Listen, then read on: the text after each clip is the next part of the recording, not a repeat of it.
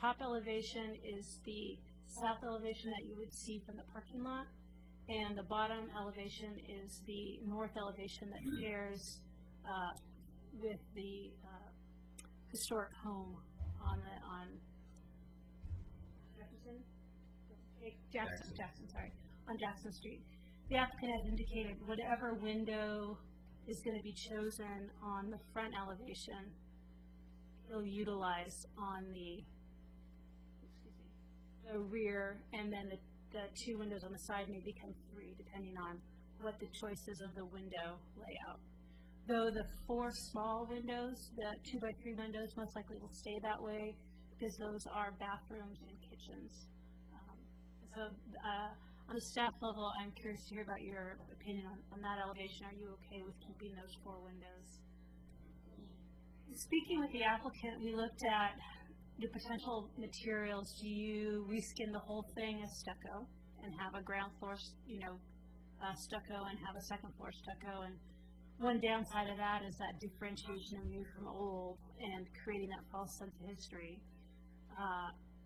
Initially, the applicant came with more of a residential second floor, and I steered him towards a commercial addition design. And this latest version looks at what would a lap siding look like for the second floor addition. The different window options, this is one that he chose. I looked at maybe putting 4 windows on the west elevation instead of 3, and having them either be 1/1s or kind of the top transom without the divided lights. So that's another option to look at about the window configuration. Would you rather see 1/1s up there, or one more 4 windows with, do you put a transom with divided lights or no transom? So that's one question to have. And he, at this point, the applicant didn't have the ability to draw at all those options. So I think he's looking for direction from you. Is there an option you don't even want to pursue? Is there an option you'd like to see him propose when he actually comes in for his application, for maybe an option A or option B, see what they really look like? Let's see. So that's, I think the 2 big issues for me on a staff level was the placement and design of the windows, and then the second was this porch. I understand and you can look at it here, and then also you can see from the plan view that the terrace. I do like the idea of stepping the second story back as a way of differentiating the new addition, but having this contemporary terrace. If it was a 5-story building, you could probably hide the terrace behind a parapet, and if you do like a rooftop addition, and then you wouldn't see any railing from the street. This gets harder when it's a 1-story building. So my task to the applicant was, is there a way to design this so the railing kind of visually goes away and you don't see it as much? So the applicant is looking at kind of 3 railing types he thinks are even applicable, which would be wood, iron, or maybe a tensile kind of wire railing, more contemporary as some options. And so what he's looking for in itself tonight from the board is kind of a direction of, can he even pursue the terrace, which is something he wants to do, and if so, what would be the preferred railing choice, and if not one of those 3 presented of wood, iron, like a black or a brown iron, or the metal tensile, is there another option? And so I think that's a big direction I'm asking from the board tonight, is windows and this terrace issue. And then overall, is there anything that you're concerned about that I've missed? And I can bring the applicant up when I'm done with this. But that's another direction I'm asking. Of course, it's all non-binding, and it's just giving a general direction to the applicant for when he comes back in the July hearing for his application. Let's ask you a question. Is the bottom going to stay as a garage? Yeah, currently right now he's going to keep the ground floor as storage for future tenant improvement, and the top floor will be improved as office space, and he may come back at a later date and improve the ground floor. Is there anything that precludes having a terrace? No, the question is it going to be historically compatible? Or can it may be not historically compatible, but it has it created it so it doesn't become a major design element, and that's kind of what I see is, can you create a railing? Yeah, you see the railing, and yeah, you know it's a terrace, but it's not the first thing your eye goes to. That's kind of my big concern for looking at a commercial building. I think commercial buildings do have terraces, and, you know, this is, you know, an new infill building. Terrace with some columns or something supporting the roof that would make it appear more of a commercial building. Right. So that's the direction I think. Go back to those elevations. Yeah, sure. That's the direction that I'm trying to The get. front one? Did you have the front one? Yeah, there you go. We have this big blue box. Well, I mean, over yes. This is Box? Oh, I'm sorry. yes. Not going away. Well,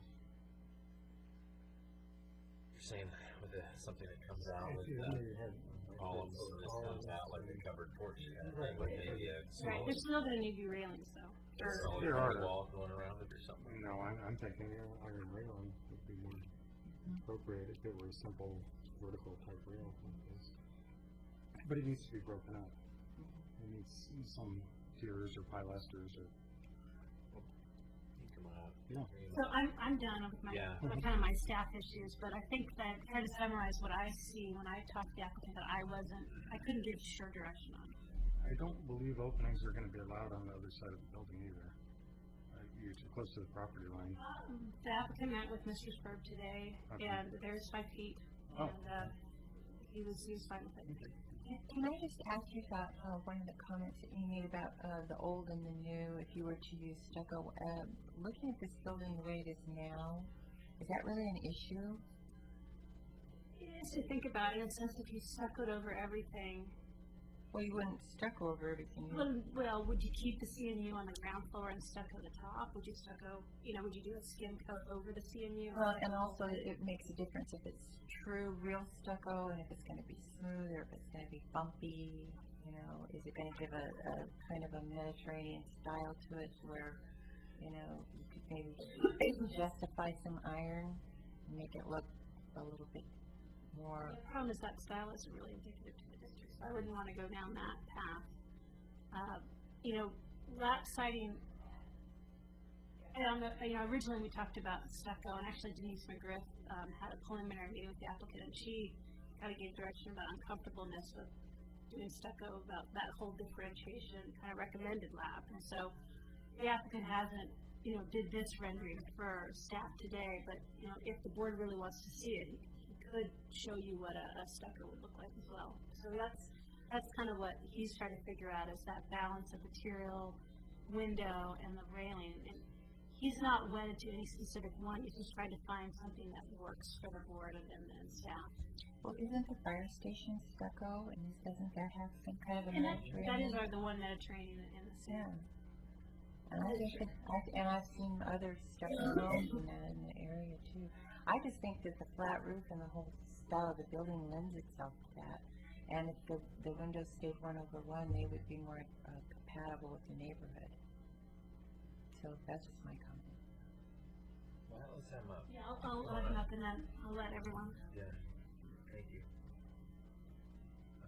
Whoever it is, come on up. Yeah. You want to come up and come on, sit down, say your name, your address.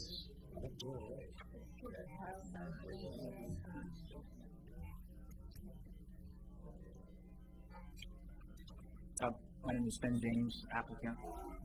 This is a property address or residential? Just your address. Sure. Okay, 1530 10th Street in Willamette, Westland. I don't feel like I need to add a lot to what Christina had said, so I think probably the most productive use of your time here is to give me feedback on what kind of direction I can go. I guess the only thing I would say is that we'd love to get the project done, and we think it's an opportunity to add some value to the neighborhood, but recognize that it's a historic district, and we don't want to do anything to distract from that. So hopefully we can come up with some solutions, some options that. And I know there's no guarantee I could come back here in a month and not really hit the mark, but hopefully we'll get enough options to come up with something. So. I'm curious, I've been through this building inside out, inside Pine. for Laughlin, and then you came in. But anyway, I went through this thing and pretty involved, but like the trusses that are in there. Are you just, if you slice this thing off, are you gonna try and keep those, or are you just gonna try and demo everything out? Pretty much. Well, the trusses, I mean, they're old growth, beautiful fir, and when Pretty cool trusses. Yeah. I'm curious about that. And then the other thing was structurally. Have you had investigation on this, that the CMU, there's built-up areas for each of the trusses, but is this thing significant to take the second story, or is the CMU going to be dealt with, beat up, so that, is it going to be in situ, or are you going to be able to have to put a footing in? I mean, what do you got to do with the walls that are there? Well, I've had one engineer look at it already. He said that it would be not a terribly complicated project to do. And so I guess, not knowing the field, I'd have to trust his expertise. I'm not sure what a CMU is. But concrete block. It's Okay. a block that is made out of Okay. concrete masonry unit, and they're either filled or they're hollow. Right. And Okay. there's a good chance that, because I think this thing was built in the 20s and 30s as a church, and then something happened, and then they made the cinder block in the 70s or something, but who knows if it has a footing. I was just curious about that. If we're talking about stucco and things, and if a lot of this wall has to be tore apart or something, then what happens? Stucco can hide a lot of the sins. Yeah, but unfortunately, CMU bleeds through stuff, it has a shadow line. I was curious about that stuff. I realize too that there's the danger that we'll find out, we'll uncover something and, who knows. But right now we're going off of the first opinion that we've gotten from an engineer, and we've got another engineer to come in and consult. And so far everything looks like it's going to work. And so, we're blindly going forward on that road, hoping. As far as the trusses, I don't know if we could fit them into the architectural style, but I've seen a lot of buildings around that use them as decorative pieces outside. Or we have those garden tables. We're going to expose those and bring the mechanical room and the eclectic sort of look. Yeah. Pretty cool. I don't think putting them up on the second floor is going to work with them. No, I'm not thinking And of this building. I'm I thinking. think the mansard roof is, it's going to be an improvement. Yeah. I like the windows actually. But I don't know about the siding. I don't have strong feelings about it one way or the other on the siding. I think stucco could work, and I think lap siding could work. I'd take a look around the neighboring buildings. I don't have pictures of it here. Stucco might be prudent on the lower level, just because I do think you're going to have some structural repairs that you're going to hide a little. There are some joints that are cut in and they've had some issues. There might be an opportunity to address those. be a suggestion of maybe stucking the bottom and doing lap above, or you wouldn't necessarily switch styles? I think you could probably do either. If it were detailed appropriately. You'd be okay with stucco on both both stories? You could still separate it with something that comes Right. around belly back, so you decorate, still have it stucco, and it still look like a building, that would be appropriate. I think stucco would be fine. In fact, the more I look at it, I'm kind of looking at, I don't know, this is just 10 cents. I don't know if the siding goes together. I think the terrace is a whole separate thing, but I think if you had a band around it or something like that, and it's still stucco. Yeah, some sort of a cornice wrap on, 2 sides or 3 sides, and keep it stuck. I think it would look kind of cool. I do think the terrace is the one thing that's a little troubling. It just needs more detail. The long continuous railing needs to be broken up somehow. I'm thinking if you did put some kind of a covered roof out there with some large pilasters at corners or something, it would help break it up a little. Also give you more weather protection. Sure, which you could use. And I guess the other thing is, and this is just opinion, but if you're doing that, something there, that 7th Street entrance coming in from the parking lot, if there was something there to soften that side as well, some sort of maybe Maybe an awning or an something. awning or something that could match, Mhm. sort of thing. Sure. Awning along 7th would be a nice improvement, I Yeah, think. there's quite a few of them. Yeah, I mean, anything there that would soften the blunt of that commercialized opening. I was going to ask about awnings maybe on the lower man door as well as, you know, maybe matching Yeah, black that would fabric be awnings great. or something. Yeah. Yeah, so that, because you got a big double door right there with side lights, something needs to be there to soften that blunt side and also offer protection. That could match, yeah, the lower one. That's fine. Apologies, the one thing I didn't bring up was the entrance detail on the second story. Is that are there too many windows? Is that inappropriate? Would you redesign that differently? I kind of was saying, Region 7s, man. Mhm. actually was based on Steven Sykes' front entrance on his project on 8th Street, which is where the applicant is currently a tenant. We're willing to change that, obviously. That just was the example that I used. But No, I think that was fine. I think yeah, awnings would be a nice improvement there on that side, and also you've got that south exposure there that can be brutal. Are these all gonna be, dark windows? You know? so I think we were going to attempt to match the windows on the existing windows, which were kind of a dark brown metal But finish. the glass, is it gonna be dark glass? Good. Tinted glass. It can't be per code, yeah. Our new code doesn't allow tinted glass. Well, they can, that's it. Okay. Well, there are some methods of obtaining that look clear now that could be applied just for the I just UV had feared that the protection. glass itself was gonna be dark. So, it's not allowed. it's a lot of glass. Thanks. Yeah. It's going to be an improvement. Absolutely. Does that help? Yeah. Yeah.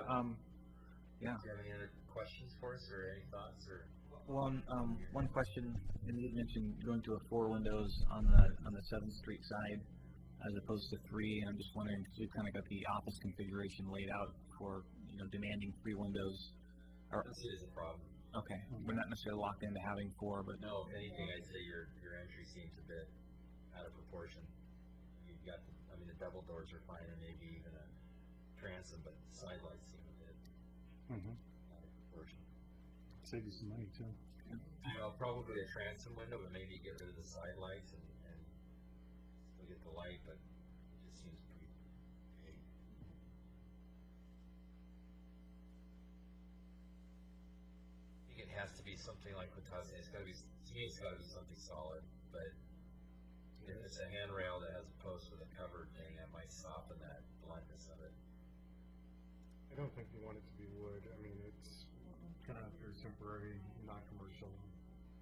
That's why I look at it as, if it's gonna be something, it should be like a pony wall that can offer privacy that continues up that, also you know it's something there, but it's, Mm-hmm. yeah, solid wall that's 3 feet high that, and maybe it has a cover, but it's private, so it's not exposed. The stuff that you might have out there is not exposed. see. Okay.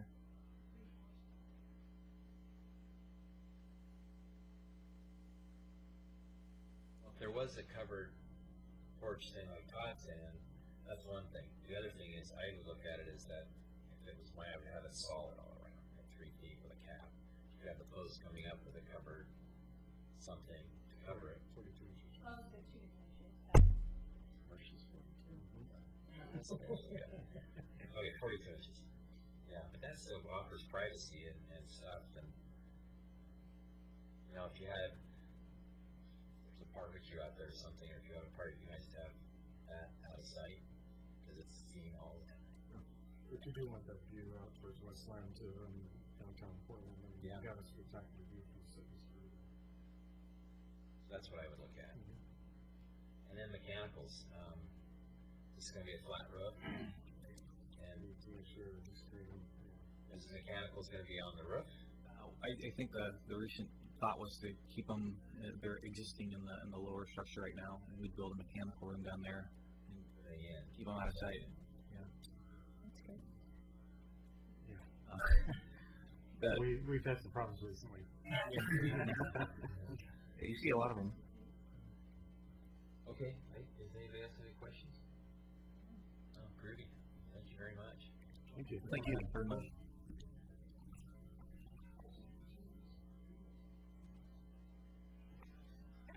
Okay, I don't recall we're doing, like I said, the adoption of the meetings minutes, so we just make a motion. Okay. I just want to let the board know that we have a new minutes person, and what she does, which is fantastic, is she gets the video online from her house, and she just watches the video. And so it's just really nice that she knows when she gets noticed for the hearing that she has X days to produce the minutes after the video. So I think it's going to really work, and it's worked quite well the last 5 months with Planning Commission, City Commission. I move that we approve the minutes from the previous meeting. Second. Ms. Stoll? Mr. Basinger? Aye. Ms. Hicks? Aye. Mr. Eisen? Aye. Chair McLaughlin? Aye. Motion passes 5-0. Everything's gonna go that fast. Okay, so, the next question to you is, under the hearings, B, that there's nothing on that. All right, 13th Street. Correct. Or you can just, Basically, you'll open it up and you'll vote for continuance. can we do that like right now? I mean, you just do it in order, because we have C too. So. Okay. And No, that's not another question. Can we do C first? Oh, yeah. it's, you need to, we went through all that, we all seem to be in agreement, and we can, At the discretion of the chair. okay, and, I'd like to start with that, but I've got to open up this and do all this stuff. Yes, this is for actual hearing. Okay. Okay. But I think this will move really fast. Okay. So I'll just read that one in. Okay. We'll now commence the public hearing on agenda item HR 10-06, 307th Street. A request for approval of city project to install signage, benches, and trash receptacles along with McLaughlin Promenade. The criteria for approval of a land use action are contained in Chapter 17 of the Oregon City Municipal Code. The proposed development must comply with applicable provisions contained in the City of Oregon City Comprehensive Plan. Generally, unless otherwise noted, if a request is found to be consistent with municipal code, it is considered consistent with the comprehensive plan. If you wish to participate in this hearing, including challenges for bias or conflict of interest, you must complete the signed form located on the table at the front of the room and deliver it to staff. Please do so immediately. The chair will only recognize those who have submitted complete forms. Testimony will be taken in the following order: applicant, testimony in favor, testimony in opposition, rebuttal by applicant. When recognized by the chair, please come forward to the podium, give your name, address, and make your statement. All testimony, arguments, and evidence presented regarding this request must be directed toward the applicable criteria or other criteria in the plan or land use regulation in which the person needs to apply to the decision. Please address only the applicable criteria for the decision. Please don't repeat testimony. If you wish, you may choose merely to agree with the previous speaker's statements. An issue which may be the basis for an appeal to the Land Use Board of Appeals shall be raised not later than the close of the record or following the final evidentiary hearing. Such issues shall be raised and accompanied by statements or evidence sufficient to afford the Commission and the parties an adequate opportunity to respond to each issue. Failure to raise an issue accompanied by statements or evidence sufficient to afford the decision makers and the parties an opportunity to respond to the issue precludes appeal to the Land Use Board of Appeals based on that issue. Failure of persons to participate in the public hearing either orally or in writing precludes that person's right of appeal to the City Council or the written testimony submitted prior to the hearing constitutes participation in the hearing. Failure of the applicant to raise constitutional or other issues related to proposed conditions of approval with sufficient specificity to allow the decision maker to respond to the issue precludes an action for damages in circuit court.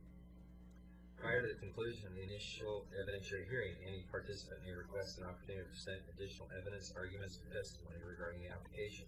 The Commission shall grant such request by continuing the public hearing pursuant to the standards contained in ORS 197.763.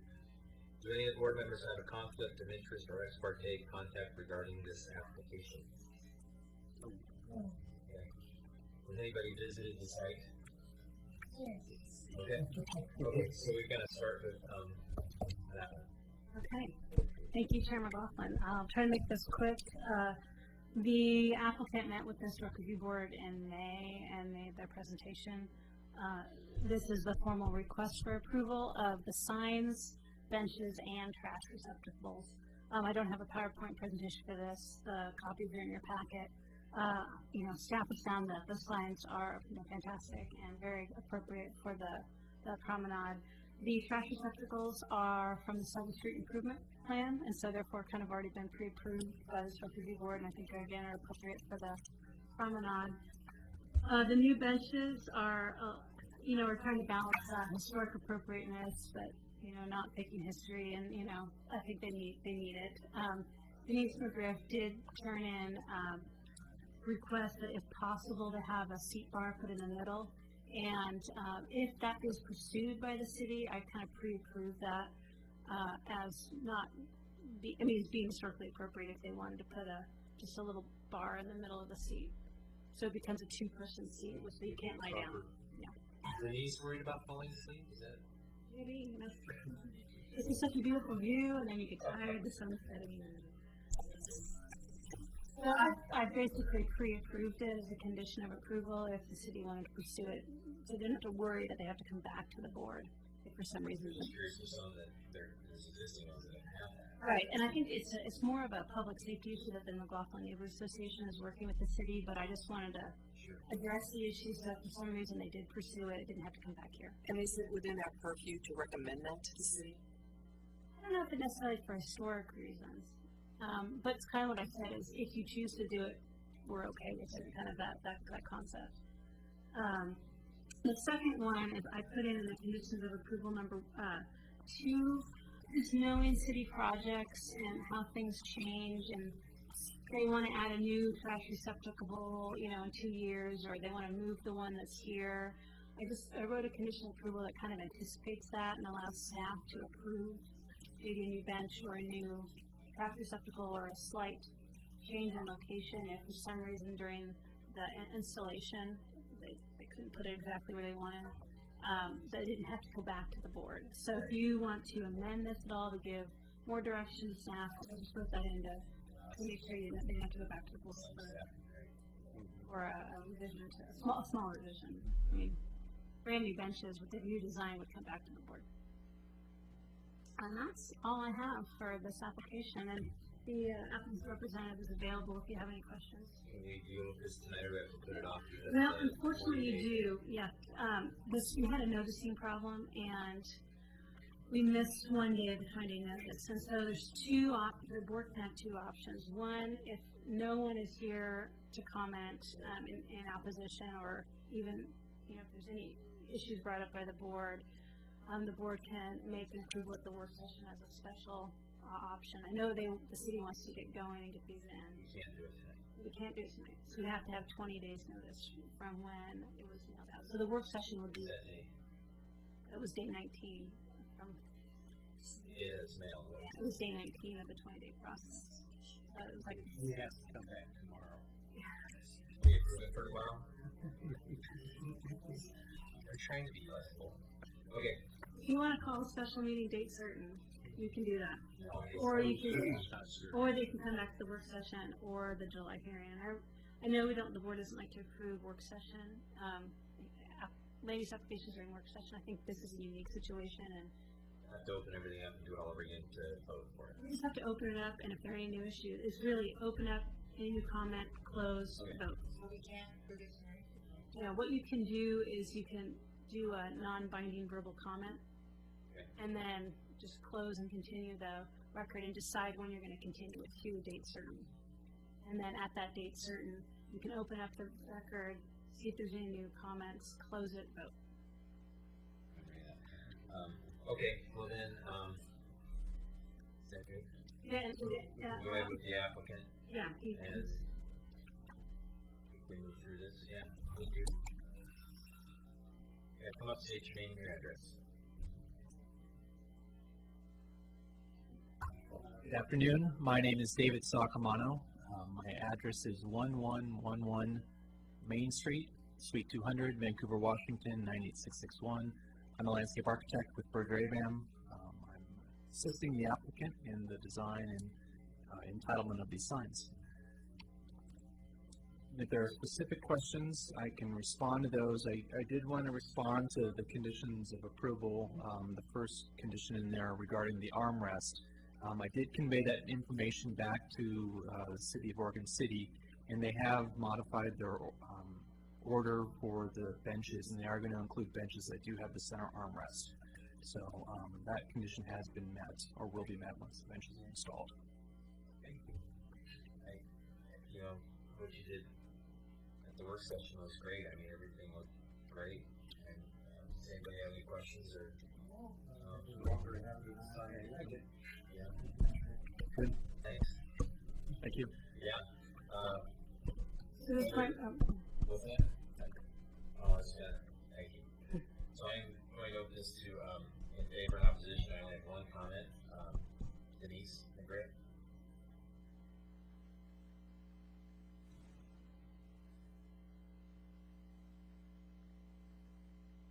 Thank you. Clock you. Huh? Do we need to clock you? No. Oh. I think there's, we're not objecting. Denise McGriff, representing the McLaughlin Neighborhoods Association, I would like to say that because this is such a great project, it would be great if we could waive the notice period, but, there's that whole adage of the city has the regulations, and they really need to follow their own regulations. I'm really sad that it happened, but that's kind of where we got to go. Well, sitting in the audience tonight is Bill Daniels, and almost 5 years ago, Bill and some other people in the Neighborhood Association proposed to the city, and I don't think Scott was here at the time, but I can't remember who was the parks director, but that's not important, to say, hey, we need some new signage. We'd like to see the WPA work repaired and restored. We'd like to see better this, better that. I mean, you kind of know the whole story. And lo and behold, we're almost to the finish line on this project. It's not going to be over yet because the lighting still needs to be looked at, but I think that all in all, at the May 5th meeting where Denise and, sorry, I forgot his name already, David came and presented this to the Neighborhood Association, we didn't really hear any negative comments at all about this particular proposal. We have been spearheading it, and as many of you know, there's the whole idea that we're going to honor Keith and Lila Kelly, who were basically, I guess, the guardians of the McLaughlin Promenade, and I think the signage and the way that they've proposed it in consultation with Bill and others in the Neighborhood Association is going to be really great.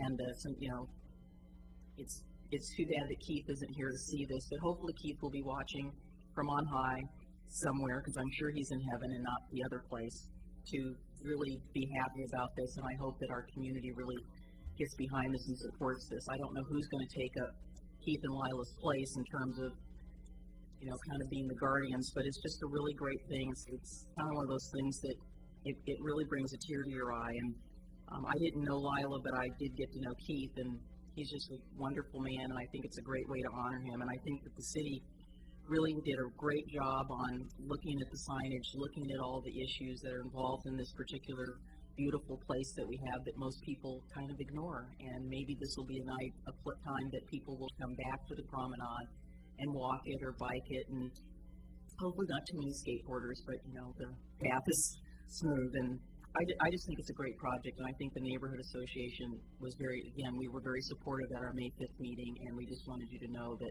this is just fabulous, and hopefully you'll recommend approval of this so they can get going. And that's really all I wanted to say on behalf of that.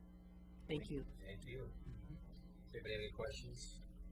No, I guess I would move that we continue this until the next work session. As a non-binding approval? Oh, no, I mean, we can approve that at the work session. Yeah. I mean, just to get the project rolling a little quicker. I'll second that.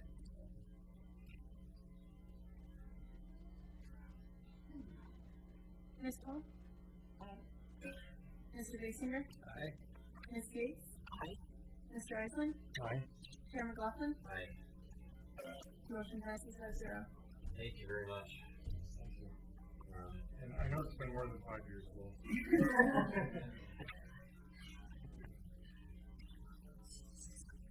Okay, so we're going to pass on D.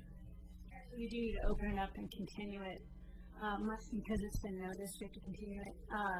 My recommendation is to continue it to July 27th. So we have to, Yeah, you just have to make a motion. motion that. Okay. I move that we continue HR 1004 to July 1005, excuse me, until the July 27th meeting. I'll second. Vote. Mr. Basinger? Aye. Ms. Yates? Aye. Mr. Eisman? Aye. Chair McLaughlin? Aye. Motion passes 5-0. Is there any chance of, you guys know about getting this thing off the screen? Is the file size of the, Kind of The hard to see what document, we're looking at with that. I know it is. Renee's the only one that can do it. Renee's not here. Okay.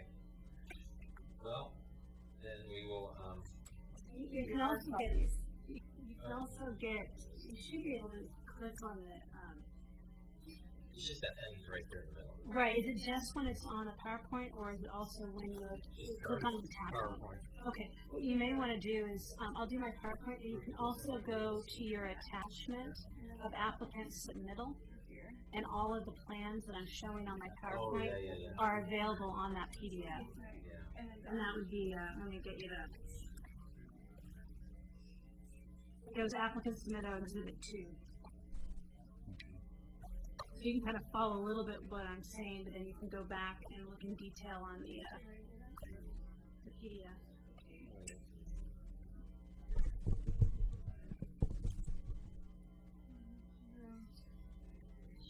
Okay, so, You also unfortunately have to open again for each one. No. okay. Truly sit here. Look at your auctioneer voice. We'll now commence the public hearing on agenda item HR 10-04. Public hearing on agenda item, a request for the approval of 1013 8th Street construction of 2 new homes in McLaughlin Conservation District. The criteria for approval of a land use action are contained in Chapter 17 of the Oregon City Municipal Code. The proposed development must comply with the applicable provisions contained in the City of Oregon City Comprehensive Plan. Generally, unless otherwise noted, if a request is found to be consistent with the municipal code, it is considered consistent with the comprehensive plan.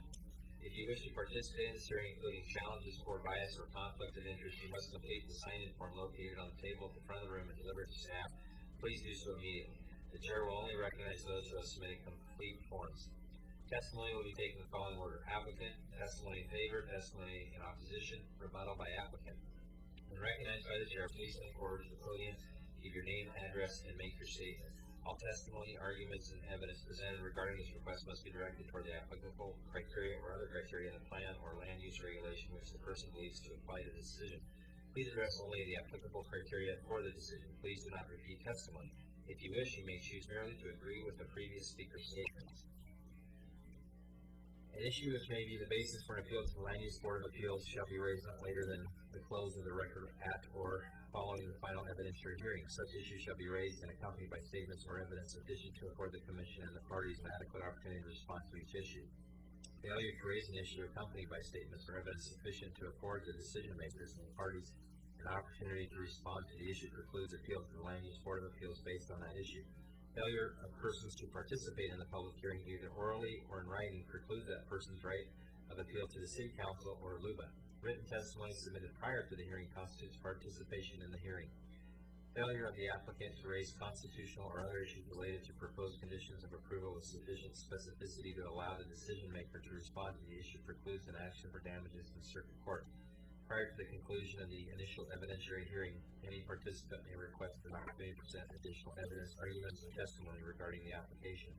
The Commission shall grant such requests by continuing the public hearing pursuant to the standards contained in ORS 197.763. Do any of the board members have a conflict of interest or ex parte contact regarding the application? Who has visited the site? Okay. There you go. Thank you, Chair McLaughlin. This is bit of a unique application in that I don't think we've ever reviewed two new single-family homes in one packet that are right next to each other. The whole thing is being proposed as one package, and so I've tried to separate them out based on buildings 1, 2, and 3, and I'll go over with the PowerPoint which building is 1, 2, and 3. So if you just get confused over what building we're talking about, you might want to refer back to that map. And the conditions of approval all speak to the building numbers about which condition is relevant to which building. The site previously had an historic garage that went into dilapidation and was removed by a code enforcement process. It unfortunately did not go through the historic review, demolition review as an oversight of the code enforcement division, but I know the neighborhood association was working on a long-term project to get that site cleaned up. The site is for sale and the applicant has purchased the property. There are two lots. 1013 is access off of 8th Street, and the back lot does not have an address and would be accessed off the alley. This is the applicant's drawing. You can see the building numbers. The main, what we call the main house, the one accessed off of 8th is building 2. The detached garage is building 3, and building 1 is the kind of carriage house that will be accessed off the alley. So building 1 is on a separate tax lot. And unlike kind of more of an accessory dwelling unit situation, these are two separate lots and two separate houses, so they can be sold to different people, and there's no relationship between the two lots in regards to who lives there. As the accessory dwelling unit does have a requirement for the owner to live in one of the two homes. So that is the difference with this, because we're dealing with 3 existing lots of record. Yeah, the garage, I wasn't sure, is this proposed to be accessed off the alley or off the street? Building 1 would be accessed off the alley. Building 3 would be accessed off of 8th Street, which is the one-car garage. Garages are supposed to be accessed off the alley, is that not correct? Well, lot 1 actually doesn't have frontage on an alley. So, Okay. yeah, that's 8th Street. And that would be the case if it actually did have frontage, because these are two lots, one behind each other. Okay. Okay, this is the layout of kind of the 8th Street lot, with building 2, the main house, and then the detached garage as building 3. The applicant has proposed kind of a peaked roof garage with a little bit of a shed roof addition. The applicant is proposing a 1-foot setback, and as part of my application staff report, I indicated that the applicant had failed to request a preservation incentive to go from 3-foot setback at the detached garages at the property line to 1 foot. That's something the board could allow, but the applicant does have to renotice and request it at a July hearing. So this evening, what you can do to help the applicant is give them direction of, this has merit. Please do, we'd be open to this as an option. You can't, if you want to renotice, or no, I don't think that would really be an option. You're going to have to redesign the building to meet the 3-foot setback. So that would be one direction this evening that I think would be really beneficial to the applicant. The 6-foot separation is fine by building code between 2 and 3. Okay, these are the elevations of the main house. The applicant has indicated this is a vernacular style house, and I actually see this more as a bungalow, and so there is some different interpretation of the style. And so how I have written the conditions of approval is bringing it closer to a bungalow. If the board wishes it to go more towards a vernacular design, then we'll have to create conditions of approval to bring it to that level, such as removing any paired windows. The bulk of the building can be redesigned to be vernacular, but the window location is just not appropriate for a vernacular building. So, nor is potentially the front porch. More likely the front porch would have to be a hip roof porch that kind of spread the whole way across the front of the house. And so, yeah, either way went to vernacular from bungalow. You're not looking at it as vernacular. No, I'm looking at it as bungalow tonight. So even though the applicant has made the presentation that it's a vernacular, what he's presented I see as more of bungalow, and so I made my conditions of approval as a bungalow building. If the board wants to see a vernacular designed house, then please let me know, staff, and I can revise the conditions of approval to make it that way. But based on what I see bungalow elements when this is turned in. The paired windows, the front porch post pillars, the exposed rafters. To me, those are bungalow elements, not vernacular. And so I went with that, with what was proposed as my conditions of approval. To point out that the screen version we're looking at here is compressed, distorted, so that the roof pitch is much steeper than it is It up looks on the more like screen. a vernacular. Yeah. No, this is an A12 roof pitch. Okay. Yeah, I didn't realize that when I pulled the paper copy. It's a lot different Oh, really? on the screen. I really wish it was more craftsman, because I think it's more I do too. Well, But I wish it was, because it goes in every. so one direction from the board tonight is, do you direct the applicant to redesign it to be vernacular, or do you redirect the applicant to pursue more of a bungalow design? So that's one task for the board tonight. But the vernacular doesn't that incorporate a lot of different elements? Yeah, I mean, It's just by itself. It would have to be redesigned. I mean, you're going to have to take off maybe the exposed rafters. Any paired windows would have to be separated. You're probably redesigning the front porch to be a hipped roof that probably went across the front of the building, the width. The bump out on the side elevation is a very craftsman element, so that may need to be removed. Generally don't have dormers on the side elevation of vernacular, so that's one thing.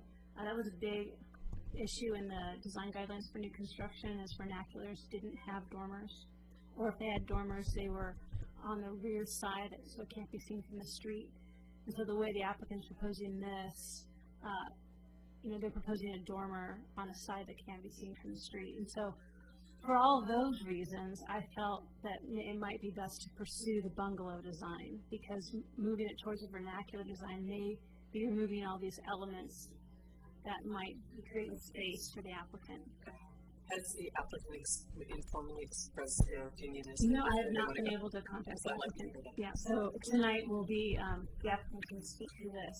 So I think just some of the miscommunication of what is called, and then, I know Ms. McGriff has comments regarding this, and she kind of commented to go, if the applicant called it vernacular, she felt that wasn't a vernacular design. So I kind of went the opposite way and said, okay, well, it's 2/3 bungalow, let's make it all the way bungalow. An 8/12 roof pitch, it can be found in bungalow architecture. It's definitely the higher pitch than 6, but I think an 8/12 is still appropriate. 10/12 is when you start getting into vernacular, so an 8/12 is still, I think, an appropriate pitch for a bungalow design. what do you interpret as the neighbor's homes has? Well, the majority of the neighbor homes are bungalow architecture, though there are a couple vernacular. If you look at the submitted plans, some of them are not historic or have been altered, but there are examples of both vernacular and bungalow in the surrounding block. I would like to see a drawing of this house next to the new house that's right next to it, the greenhouse. Yeah, but as far as the massing goes, because this is a very narrow lot, so this thing will force a 2-story house. It's going to be extremely tall, and to me, I don't think the house can fit the neighborhood. As we go through this session, that can be a potential revision, because the applicant has to come back to the July meeting because of the noticing issues. So really the goal of tonight is to go through the staff report, go through the conditions of approval, give direction back to the applicant, identify any redesign that you want the applicant to come back with the July meeting. So I think the idea that when the applicant comes back with any future revisions, they'll kind of have clear direction of what the board wants. So in our general design principles, under siding principles, it says residential buildings are to face the street squarely with their primary face in full view, and to be set back from lot lines and be spaced from one another, similar to the immediate neighborhood. and having that rear house on that alleyway is not fulfilling that. Well, the problem is that rear lot doesn't have any access on the street, and so I would rather have it face the alleyway as kind of mimicking what it is as kind of a carriage house, because the carriage building would have accessed the alley.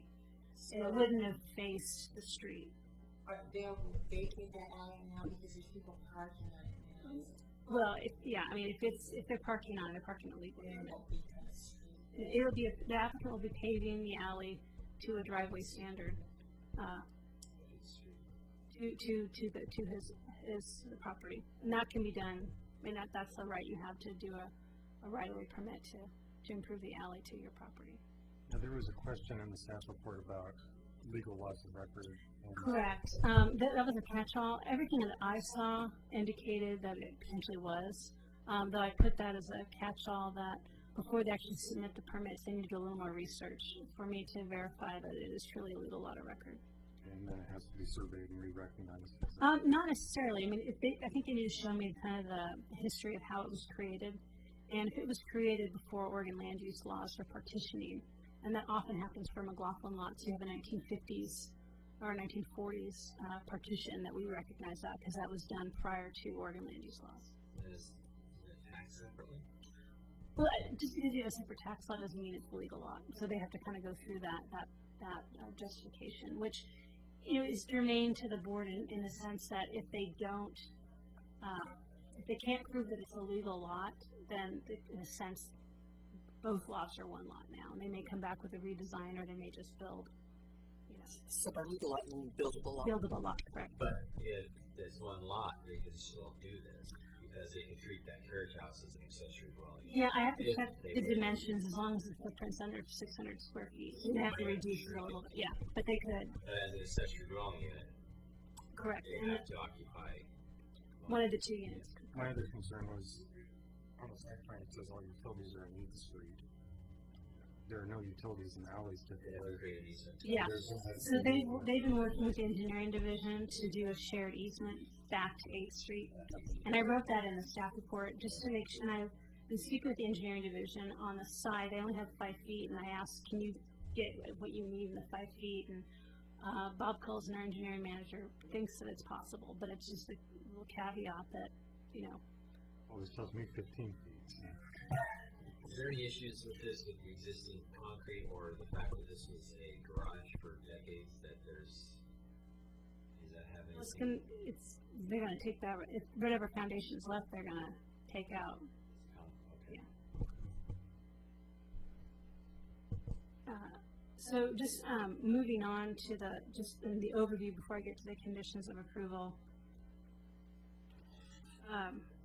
So let's do the main house. So with the conditions of approval that I looked at, if you look at on page 10 and 12 of my staff report, which is the exhibit, this is staff report, page 10, 12, 11, and 12 are all the conditions of approval. And specifically, I'm recommending that any slider window is reconfigured to be either a casement window or redesigned to be a 1/1. So in a sense, if you look at the the rear elevation of this building, you'll see a French door going out to the back window. French door going out to the back, and then it looks like a slider window on the side. That will either have to be made a casement window or will have to be revised to be a 1/1. So I have conditions of approval that basically say you need to redesign every slider window to be an appropriate casement dimension or an appropriate 1/1. So that's throughout all the buildings. And so you'll see slider windows on the side elevations as well, and those are requested to be redesigned.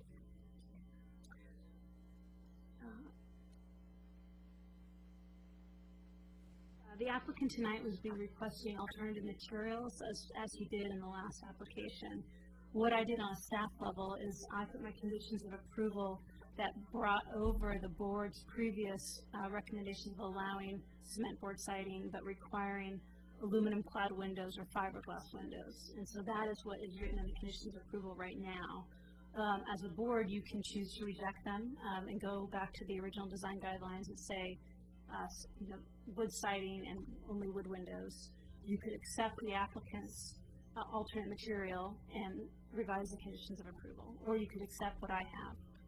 So those are options tonight, and I think it'd be helpful to give that direction to the applicant this evening for that issue. Let's go on to the second building.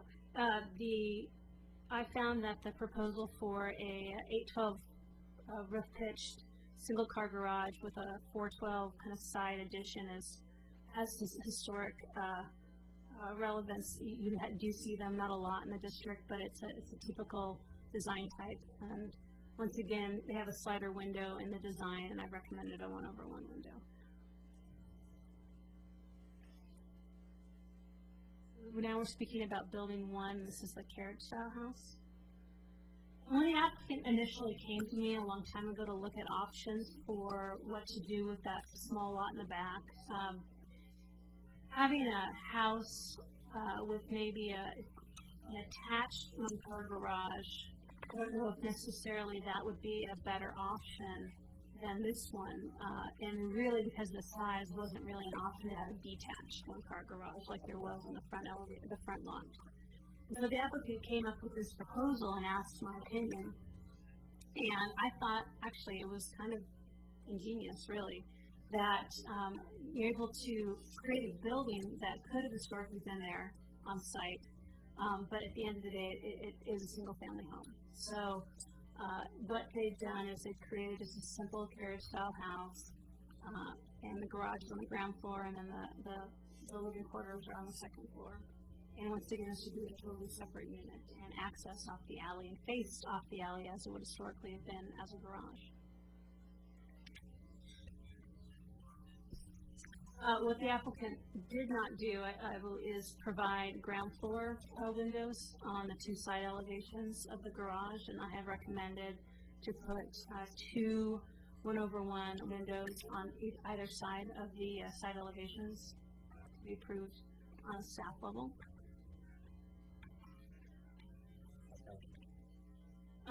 Since it's a single-family house, I just felt like a ground floor with absolutely no windows is just not appropriate. Yeah, but you're on the side. I think generally you would still have some windows on the side as a carriage house. This is a historically designed carriage house. It would have had side windows. One-car garage may not have had, but this is a substantial garage, and it would have been designed to have ground floor windows.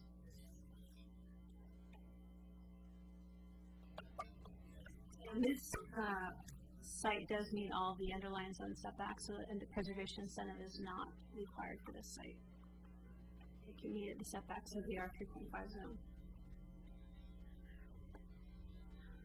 So tonight, the board is tasked to see if the application can be approved with the conditions as submitted, or if the applicant needs to return with any revised drawings to satisfy any of the concerns that the constructive board may have. And again, because of the noticing error, the board can choose either to approve this at the July 15th work session or the July 27th hearing. And my recommendation is if you do require the applicant to come back with any drawings, to go to the July 27th hearing. If you are comfortable tonight with the conditions as written or easily revised, then maybe the July 13th, and nobody has substantial comments from the board. So, from the community. Knowing there has been comments from the community, and staff kind of recommending a July hearing. I don't think this is going to be easily resolved like the McLaughlin Promenade signing at a work session. Okay. And let me know if you have any questions on the submitted conditions of approval on page 10 or 11. I additionally, condition approval number 3, wrote down all these house color, door specs, lighting, and this is something that, because you're coming back, you as the board can ask them to actually come up with specific materials if you want. If you want to see actually what they're going to be choosing for house color or house lighting or door specs, please let the applicant know this evening if that's something you want to see at the July meeting, because they do have time to come back with that information if you want.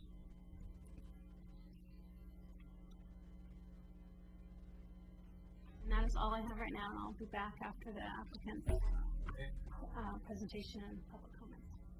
Thank you. And if the applicant would come forward, state your name and address.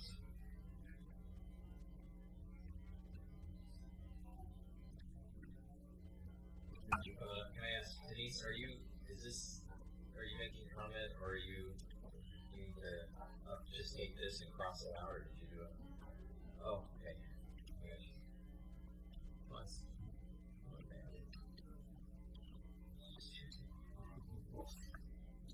My name is Seth Ediger.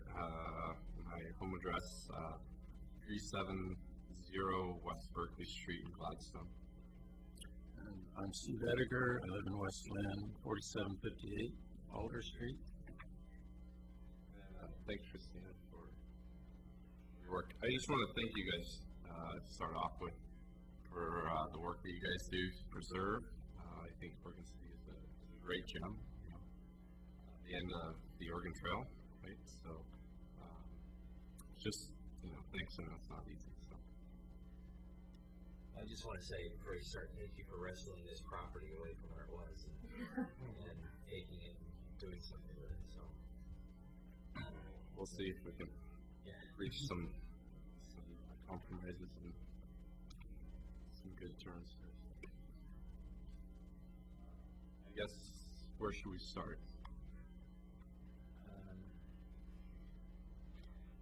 I guess the thoughts for these buildings, are you planning on occupying any of these, or are you just looking at? I plan to occupy building number 1. And I'm not sure. I'm a builder, and sometimes I live in the houses I build. I like where I'm at right now. Sometimes it's a financial thing.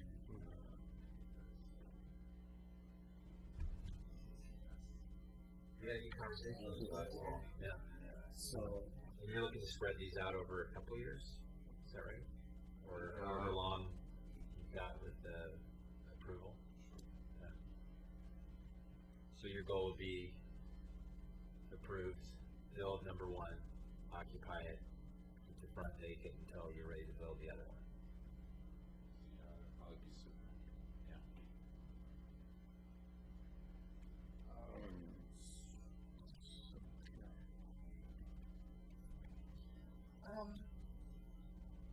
Did you bring in some materials, or guys, you bring in some siding materials? We can go right to that, or did you want to talk about other design stuff first? Well, I was going to ask about, I did ask Christine about the size of the building, how big it's going to be. Now, since you're going to build the Terry house first, it's not going to really, I don't know how it's going to be, but I would like to see plans of the 8th Street building next to those smaller houses next to it. I kind of think that the house is going to be sitting next to the greenhouse. It's extremely tall. But if you get another one in the same height right next to it, it's going to be kind of imposing for the whole neighborhood. You know, what you're saying is, and you can do this, you can take a panoramic shot and superimpose that building and see the. That would be good. If you could do that, that would really be good. is the expectation that there's going to be kind of a homogeneous kind of roof line? No, there's not an expectation, but I don't want to see, I don't want to see. Well, it's a similar, it's a story and a half house with a similar gable orientation to the. Oh, because I was. It's actually a 2-story. You've got it as a 2-story. Story, well, it's Sorry, got, huh? it's got just a, Yeah, if you look at where the eaves end, they end underneath the windows. I've looked at the eve It's elevation, two. and I think that there might be a 3-foot variation between the neighbor to the left and the house that's closing. Which would be the smaller of the 2 houses. Could you, Blue house. could you have your sketch and it doesn't have to be real detailed? I just Yeah, I want guess to I'm see just- mass. Yeah, I'm just wondering what the presumptions are on what you're needing. And I'm thinking I'm kind of putting something there that kind of matches what's there, but it's different. Yeah. There's I no- see something that matches. There's no height on this, and what is the height limit? 35 feet, and that's measured from the midpoint from the top of the peak to the bottom of the eave. So that's really a 2.5-story building is what is allowed by the code, but the issue is more of, is the new addition, I mean, the new construction going to overtake the existing historic buildings? And I don't think so. I think the top of peak is gonna be pretty close to existing top of peaks for the two. You don't think it would be? What's the other full two-story? That's either 9 and 8 or 8 and 8. But it's got a real flat roof too. Yeah. 5 12. What do you think the second walls are going to be, your pony walls? 4 foot on the outside? 2 foot 8 is my recollection. I have a plan back 2 here. foot 8 on the second floor, Right. and then going up. That's pretty low. Yeah. Yeah. I think It's so. gotta be a lot shorter than this. I could attest to the house because I've built several of them, and it just feels to me like it's the perfect house. It's a narrow house. It's 24 foot wide. I see it. I think it fits. I don't see it as a bundle of personally. I see it more as a vernacular with some elements. I guess my only issue is your garage. I don't know about getting that thing right on the property line, but I also look, the garage seems to be more of a shed than a garage. Maybe if you relocated the door to the side wall on the garage, that might help it, perhaps. It just looks, I don't know. I know the pitch is there on a typical garage, and the neighbors have small garages like that, but. I'm kind of taking my lead from the house to the left. It has a Yellow garage. house? Yellow house. I believe the blue one also has a back as well. It's a relatively standard. I think that's Personal drive not as easy anymore. Big view. I think that the main gable is predominant to the street, and so the addition just gives a little more space to what's otherwise just a strictly single car garage. And it kind of relates to the backyard and increases the chance that I might want to live there.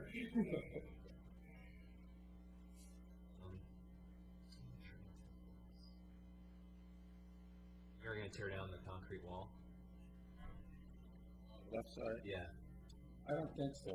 I think it can help with some windows. I'm looking at a basement. And it can, You're looking to reuse that wall? it could probably serve as a retaining wall for window wells in part. Wow. And also there's a section there, where it's a low spot on the left side that wall can just totally be obliterated and the window can face into the side. You had that looked at by an engineer? I don't know if that could even fly today unless you did something with that. I mean, that's, For a window wall, or just a retaining wall for a window well. It has a footer, that's stated footer.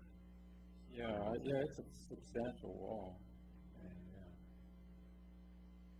I'm just curious. He's not using it to support the structures. And the footer goes below where the top of the window would be, so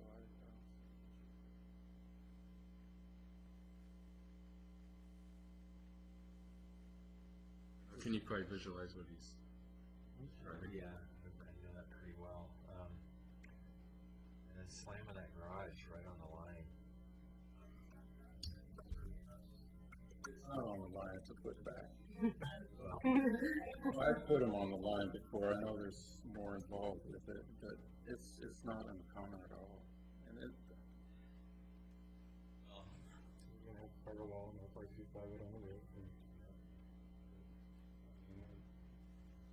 I think we could look at a preservation incentive if that was part of the application. The applicant can renotice, and one thing that is helpful in previous ones is have the abutting neighbors support the application. That often helps. Shielding what's there. so that's, there's some reason why the garage is located. Yeah. And that's the other question I had for you with the carriage houses. I understand it's the windows on the main level, but at the same time, they're trying to block out what's on the side. It's that close. That's what shades are for. Some of those windows would, I mean, I don't want to jump to something that's, some of those windows maybe in those adjoining houses might look right into garage, you're just moving. Yeah. It's true, I mean, but it's a private space nonetheless, and it's somebody's personal. That's not it. They have to be that way, Christine. You have to have those windows.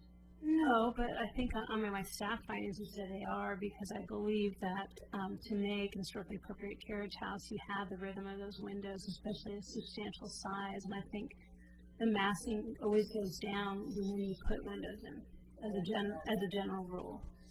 So if you're just looking at that building from, different view corridors along the block, I think just having windows in on the alley, you still will see it as you drive in, especially on the alley side of the elevation. I guess south elevation. So that's my staff answer. Is I think it really adds to the compatibility and breaks up the massing, especially if the applicant is utilizing hardy board or cement board siding. I think a window would go a long way, because that's a pretty big expanse without any windows. I was trying to find this carriage house. They took an example of this down there on the side, on the alley side. Now, there could likely be a fence put up there too on that property line. Yeah, I know. But I just think if you didn't have it, it would just be too big of an expanse along that whole elevation. No, on the ground floor. it might be nice to break it up. I'm happy to put in a couple extra windows, provided we can reach some compromises in other places to make it economically. Last time when we talked, that example that you brought in was what you were proposing, and I believe one of the conditions is non-incised trim. I didn't change that out. Well, no, but that's what we talked about. Right, yeah, Or using steel. that was pretty clear with it, and I agree that that's, usually we sand that part down, it holds paint well, but yeah, I agree. I'm not familiar with this alternative, but I'll find it. Yes, you could flip it and fill the knots, or fill it in reverse. Or use cedar or AZEC or something like that. Or, finger jointed cedar less, that would be preferred, for sure. But I think we were all okay with the hardy, with the smooth hardy. What wasn't, the applicant proposed vinyl windows at the last application, and that was denied, but fiberglass and aluminum clad wood was recommended. So that is what's on this in the staff report right now. Well, since we can't really make a motion on this tonight, is there more that people feel we should discuss, or should we just? You're asking for us to give I think what I'm looking for tonight is, I think in regards to Ms. Toll's request, is there anything that they need to provide at the next meeting? So the sightline study, or is that issue been resolved? Is the board generally interested in hearing the preservation incentive request? Not saying that you would approve it, but just, you're not absolutely cutting that off as an option. Because if that is the case, I'll need to work with them to renotice it for the July meeting, that they're requesting that. The issue with, are you okay with how it's designed today? Or would you recommend getting closer to the vernacular or closer to the bungalow, I guess, is kind of the big crux of the issue that I was wrestling with when I wrote the staff report. Well, if We could ask the question, how much would you have to modify the floor plan in order to accommodate the vernacular separation of the windows?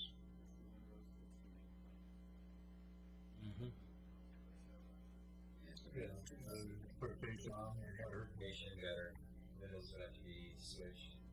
Large. This house works, I've built several of them. And it Works, this is what we're asking, is sliders aren't gonna work. I didn't draw those. What I'm getting at is, if If it's not practical to go in the vernacular direction, because that involves separating the windows and then changing the floor plan, then we want to move toward bungalow style in the details. So that's why I asked the question. The roof is a 12-12. It's 1 to 12. Oh, it says 812 on something. On the garage. On the garage. Oh. Yeah. The 1212 is not. Yeah, no, that's not a Where would I perfect show for you? a, Can I show you some pictures? Well, actually, I'd really like to see the site, what do you call it, plan study. I think with the 12-12 pitch, it's Yeah. more of a vernacular style. has to. The problem though is, you know, if we're following the guidelines, then, you know, the side dormer is not recommended because the way the gable is, it's not a gable, you know, facing. Symmetrical on either side. Well, I think, and this is more of a Kenema issue, and I don't know if maybe it could be pursued in McLaughlin, but one of the big issues in Kenema is none of the vernaculars in Kenema have dormers at all. And so there was a big push to make sure that new construction in Kenema did not utilize dormers if they were a vernacular design. So in McLaughlin, you know, the traditional vernacular, I mean, you know, your standard vernacular you think of with the hip front porch and the pitch and the windows that are, one of our windows that are separated do not generally have a dormer. If you look at this carriage house here, the TV is very vernacular for building. But the carriage house, it's got a gable on it. It's a wall dormer, it's not an inset dormer. Yeah. You do see those even in Kenema. Yeah. That's kind of a tough one. What about the Bump out. bump out though? That's a very Yeah, but that's also Victorian. And that's right, but wouldn't it also you would have a different? The bungalow style grab that. Yeah, that's true. Victorian. That's Yeah, true. they also normally would have paneling or some different detail. Would the bump out have the same type of kind of shed roof right on that, or would it? Well, those are very common planning. Okay. But it would have had some kind of different treatment. It would Right, not right. have traditional siding. And a lot of times on the townhouse, it's a flat roof. Right, exactly. And I'm thinking of Very decorative corners. like a Queen Anne wouldn't have quite been like Yeah, that. I mean, vernacular really was like the poor man's Victorian, Mhm. and then it became a very common thing, and then by the teens, the bungalow was coming in, and everything started getting hunkered. But the fact that you got 12-12, I mean, that's the verticality of it. So, And then I think the fact that you've only got 32-inch high walls and your knee walls, that really, I think addresses Cindy's issue too, keeping the, but with the 12-12, that really jacks that thing up. you're still gonna be further than this. Probably, yeah. Yeah. Yeah, it's pretty narrow. Oh, very small lot, it's a very small lot. So, how many bedrooms are in this? Two upstairs, and I'd say one in the basement or whatever. I guess with the basement, that was something that we didn't really. Yeah, I You wasn't had a sure. separate entrance into the basement? It's a side door. Door in the It's kind of an L-shaped stairs, so it's a common way, where there's like 3 steps down, down level, and so it Yeah. works. So you can have a porch that's 3 or 4 feet above grade at the front there. It's however many steps. It might have one more step than what you see. But yeah, I've got some rock issues there. And are you proposing both buildings to have a 4-inch reveal party? Are you gonna mix things up? I was proposing 5, 4.5 is what architecturally I had recommended to me. Party is, it comes with either a 4 or 5-inch reveal, so it's not a big deal. Asking, are you doing it on both buildings? Yes. All buildings will be the same. My 4-inch was based on that bungalow, and if it's vernacular, you can go to 5. I mean, I think And widen you out. can widen it out. So once again, that recommendation was in that view, going more towards bungalow.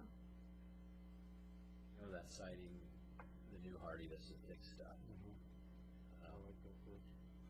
That's got, Ferguson. yeah, it's got reveal. Looks like real wood.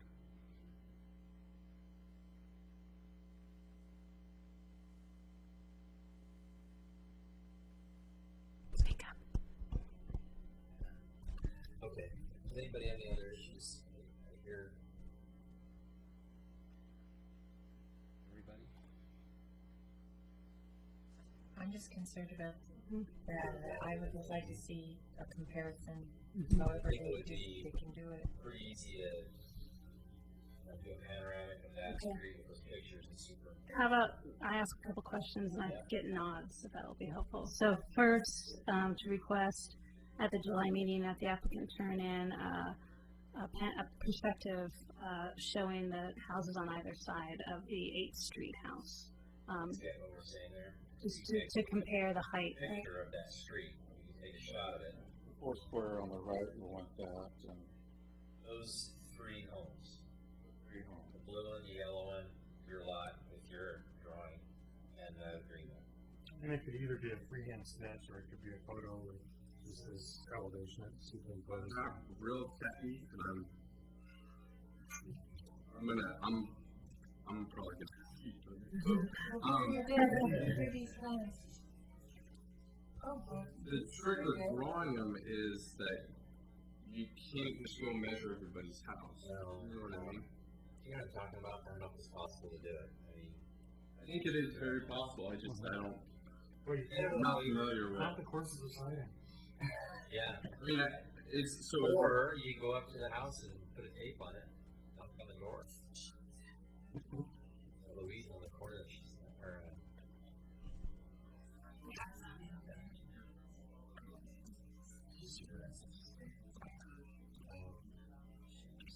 anyway, I don't know. I guess Seems a little bit invasive to go measure. I mean, if you guys are fine with sort of an estimated sort of It doesn't have to be totally precise by any means. within a foot or so, some sort of. yeah. I don't know You're how right, to figure it out. figure out anything better than that. I mean, it might even be. You can just put a box with this, and here's yours. And I think that's. I think that's what you want. Yes. Okay, so the second one, would you be interested in hearing the request for the preservation incentive from 3 foot to 1 foot, or at this time, would you recommend that the applicant come back with a revision that just goes to 3 feet? I think the 1 foot could work. My concern is you do need to use on the building. And as long as the eaves don't cross the property line, that's the building code. So, as long as it's not past the foot eve. Yeah, and E12, a foot, it's not bad. It'll look okay.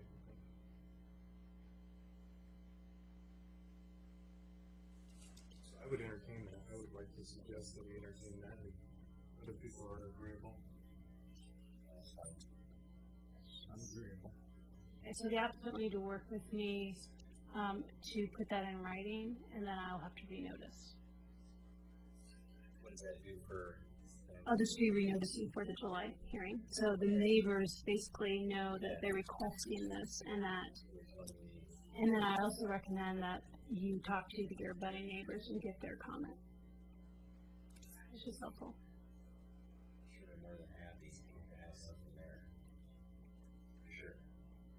And the third one is if you want the building to move towards vernacular, what level of redesign do you want to see at the July meeting? Do you want to see a new porch and all windows separated? Can any of them stay paired?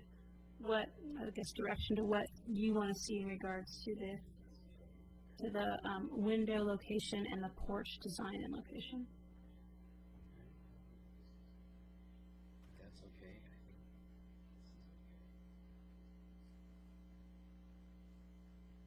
Said you had these as casements?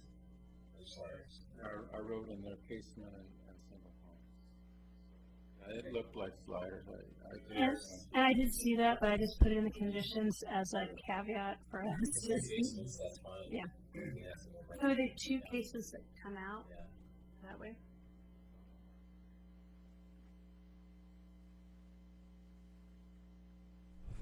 I mean, I think they could be single homes easily too. And it might actually be even cost effective for them. You could narrow them a Mhm. little and drop them down depending where they're at. From my knowledge of vernaculars, there weren't that many casement windows until you got more in the bungalow. Casements really came in like Frank Lloyd Wright Mhm. got rid of double houses and or do caseless in the I mean, on staff level, I'd recommend if it went to vernacular, removal You of have maybe cases. slim these a little bit, make them singles. Vernacular route, Mhm. talking about. If that's the way you're going. That I hear. With that Yeah, picture. the roof pitch, that seems to be most compatible. Is the roof pitch the only thing that would need to change I to don't think the maintain the bungalow? What are you looking for? What style are you guys trying to hit? I think the style that we have drawn up is sort of what we like. I mean, I'm asking what style do you think that is? to me, I mean, there's two different ways to look at it. I mean, I think you can look at it. I think the general shape of the house, I think looks a little bit more vernacular, but I think if you take in all the details, it looks more bungalow to me. I read a detail on bungalows, and it's pretty wide encompassing definitions. I don't know for sure what you have. Vernacular is the same way. Well, and what the design guidelines did is looked at Oregon City vernaculars. And we said, well, this is our definition of Oregon City vernacular. Yeah, the seat roof is what we think vernacular, but there are bungalows that have steeper roofs, so typically they're Not pretty this flat. No way. I've never seen a bungalow that had more than a 12-12 pitch. I just wouldn't be a bungalow. Is there an opportunity to reduce the pitch of the, We'll have to raise the pony wall to do that. and then it becomes more of a two-story building? I'd rather see it this way with the single pitch roof. I'd rather keep it the way it is. That's the fascia board on, no exposed tails. What about the paired windows? Like right here. And above? One's above windows. This is a pretty common element, it's a Canadian window, it's I'm- tripartite. It's got- But I'm thinking of the one below. I mean, These yeah. right here. These should be separated. Put 4.5 inches trim in between them. These three here should be separated instead of like Yeah, angled. they won't be all together, Yeah. they'll be separated. Yeah, you'd have to trim it. So with trim, that would be sufficient. Yeah, Yeah, instead of having this one mold unit, it's three separate. That's easy. and that's a very common element. Yeah. Same with the upstairs. These guys here are gonna have to be single hungs. In here, the sides and the back. That back door would be a French door on a slider. I think that's what I'm running here. Yeah. So if you call it vernacular, are you okay with the doorknob? Oh. You're right. I'm fine with it. What about the porch? Yeah, you can go either way.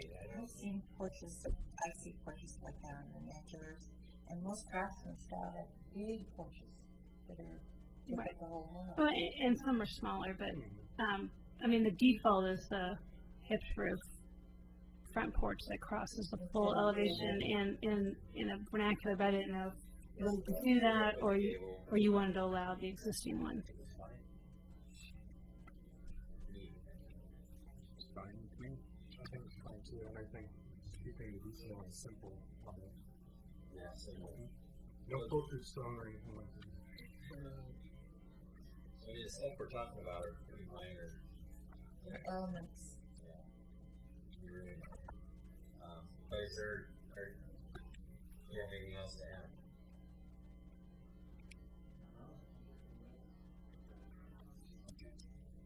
And I know Miss Winkert. Yeah. Comments. Yeah, Real go quick, ahead. my Tuesday and Thursdays are, sort of competitive, and I actually have prior obligations for some time. And it took me some time to get this off. So I was just wondering if there's any way that I can sort of resolve most issues we have with House 1 or Building 1 here. That's The other house. I think we covered, saying The only issue we had on was on the next structure was windows on the ground floor. Yeah, that was it. I'm happy to do that, provided you guys would entertain the idea of a vinyl window. Vinyl windows throughout. They don't have, the windows don't have to open. No, he's asking to have vinyl. I know, and I'm saying, I wouldn't go. That's, He said, no. I mean, just because that's the code, that's what's residential. My understanding is it's not necessarily the code so much as it is the shadow lines and the dimensions. And Actually, it is. It's a We guideline. went this round with you last time. Yeah, it's a guideline that we follow. And that was the approval that we made on the house that became before us. And you had audits on that one. And we knew that. I'm trying to get the project to a place where I can build it. Right. I think that serves everybody's interest. We've also had issues with, is the economy driving force for compromise? And that's something we wrestle with at the same time. The code, you know what I'm saying? I know what you're saying. I do what you do for a living as well. Maybe I feel better if I could read something that I prepared. Go ahead. And I could at least feel like I've said it.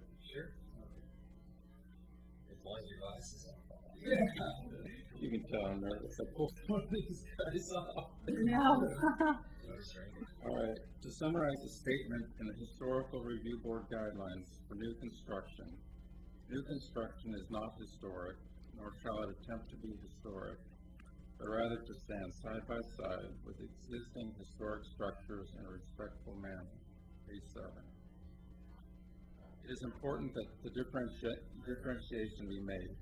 There are new standards for housing. No longer do we expect to see wood shingles on the roofs of period-style homes.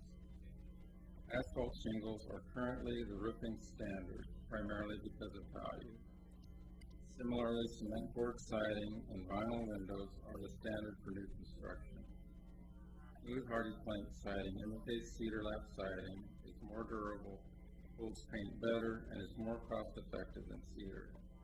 It is the most prevalent siding in America, is considered a green material, and comes with a 50-year limited warranty.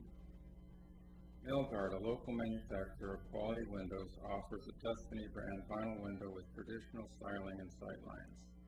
Its traditional look is enhanced if set further into the wall with the help of a reduced fin setback and a 3/4 inch rain screen.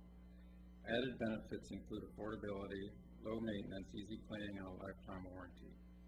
Clear cedar lap siding and wood windows, though once common, are now an elitist material. These material selections are important to make these projects viable.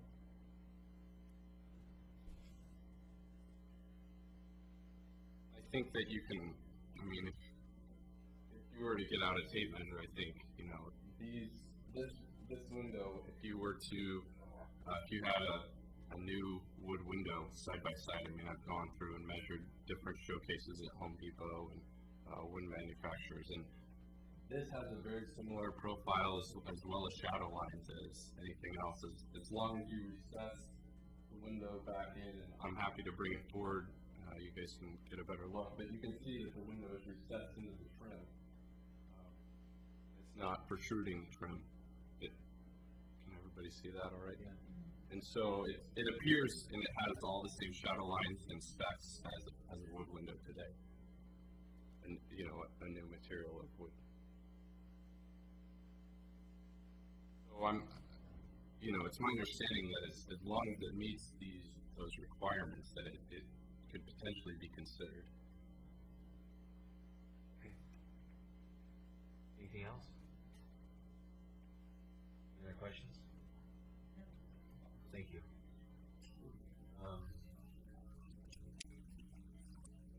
Denise, Greg? This is the in favor or opposition phase. Yes. Thank you very much again. Just so that, I guess maybe I didn't make this perfectly clear to staff that these are not my comments. As I stated in my submittal that I was asked, we had a very short timeline and turnaround on all of these applications, so we were scrambling, and I was asked by 4 neighbors adjacent to this parcel to meet with them and take down their comments to submit because they could not. One has had surgery and can't see, as a matter of fact. 2 are working and 1 is out of town. So these are comments. We had a meeting on the 5th, and I sat and was the scribe. basically, I guess what I want to start out by saying, Denise McGriff, 815 Washington Street and Neighborhood Association, is that one of the things that they talked about specifically was they wanted to make sure this house fit in, but they didn't want it to, I guess the best way to describe it is, overshadow their historic homes. 3 of the property owners have historic homes. The one property on the corner, I think Mr. Edinger showed a picture of it, and unfortunately has been substantially remodeled, but we didn't go there at that time. It's the one that's listed at 723 John Q. And also, please do not use the house at 801 John Adams as an example, because that was during, unfortunately, the dark time where there was a dispute by the planning director at the time as to whether the McLaughlin neighborhood had been legally authorized as a historic district. So a lot of things got in. Was that the green building? Yes, ma'am. Yes, the greenhouse, 801.